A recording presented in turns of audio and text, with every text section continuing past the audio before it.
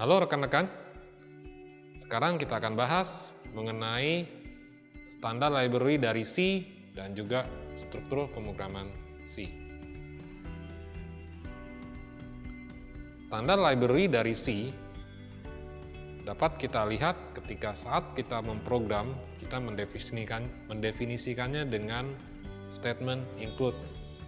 Nah, contoh-contoh yang umum bisa kita lihat di sini. Ada math.h itu untuk fungsi matematika, juga ada library untuk input dan output, ada juga library untuk utility dan string dan lain sebagainya. Nah, library ini bisa kita gunakan sebagai standar dari bahasa pemrograman C dan bisa kita gunakan langsung pada program yang akan kita gunakan, yang kita buat. Fungsi-fungsi juga kita bisa buat sendiri dan lalu kita simpan dalam sebuah library yang kita definisikan sendiri. Kita bisa gunakan kembali sehingga kita bisa juga menggunakan ini sebagai fungsi dan program yang khusus untuk semua aplikasi yang kita buat. Begitu juga fungsi-fungsi yang dibuat oleh orang lain juga bisa kita gunakan. Disitulah banyak hal yang menguntungkan dari C, di mana kita bisa membuat fungsi-fungsi dasar dan kita masukkan dalam library yang akan kita gunakan dalam pemrograman di C. Nah, mengenai struktur bahasa C, C adalah bahasa pemrograman yang juga memiliki struktur modular dan terbagi dalam fungsi-fungsi yang kita buat. Setiap program C memiliki satu fungsi utama yang kita biasa sebut dengan main function. Nah, program yang kita buat pasti akan menjalankan berurutan dari baris pertama pada main function hingga seterusnya dan begitu hingga akhir. Dalam hal ini harus diperhatikan bahwa bahasa C sangat sensitif terhadap huruf besar dan kecil. Jadi hal ini harap diperhatikan dalam kita membuat program dan menulis program kita. Harus perhatikan mengenai huruf besar dan kecil ini. Nah, dan jangan lupa bahwa setiap statement dalam bahasa pemrograman C harus diakhiri dengan tanda semikolon untuk setiap statement tanpa terkecuali. Di slide kita bisa lihat ada 4 jenis main program yang bisa kita lihat di slide ini. Nah, semuanya tampilannya semua mirip. Tapi tidak semua compiler C menggunakan format main function seperti yang tadi digambarkan pada slide. Pada nomor 2 dan 4 adalah bentuk umum dari main function yang ada di dalam bahasa C. Ini adalah bentuk umum. Nah, di mana ada statement return dalam kurung nilai 0, itu artinya menghentikan program secara normal. Secara umum, jika di bagian awal main function tidak didefinisikan tipe data integer, maka tipe data integer itu akan diberikan sebagai tipe data default.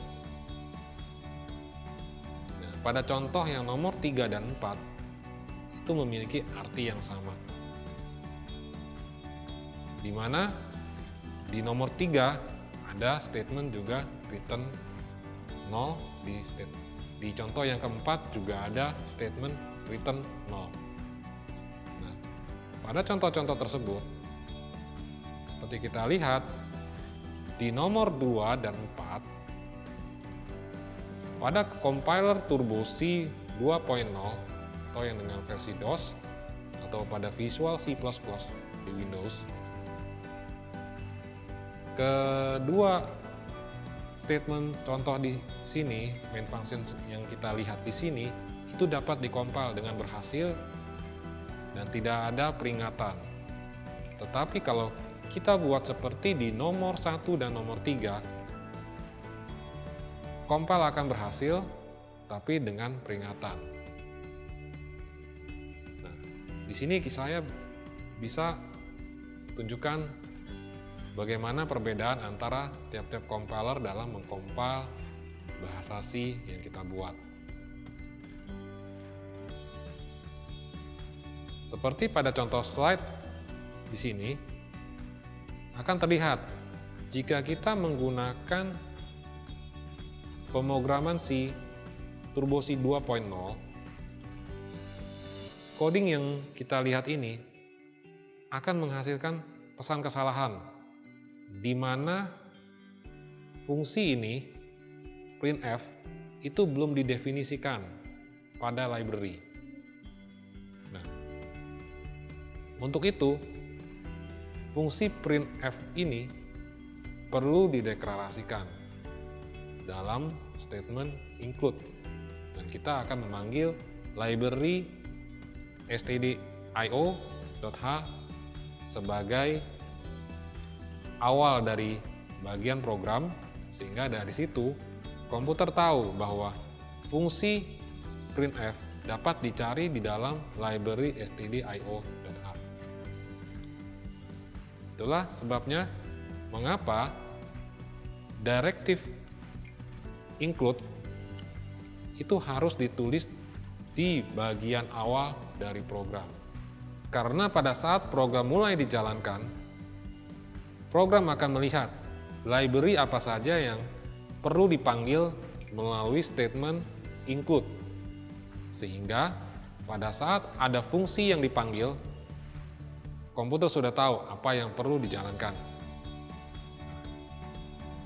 Di slide kita juga bisa lihat bagaimana style dari programmer dalam membuat program di C. Ini kembali kepada kebiasaan rekan-rekan sekalian dalam membuat program, bagaimana membuat program yang menurut Anda lebih nyaman. Tapi ingat, statement include harus lebih di awal supaya tidak terjadi kesalahan ketika saat pemanggilan fungsi. Oke, demikian untuk standar library C dan struktur pemrograman C yang saat ini kita bahas. Terima kasih.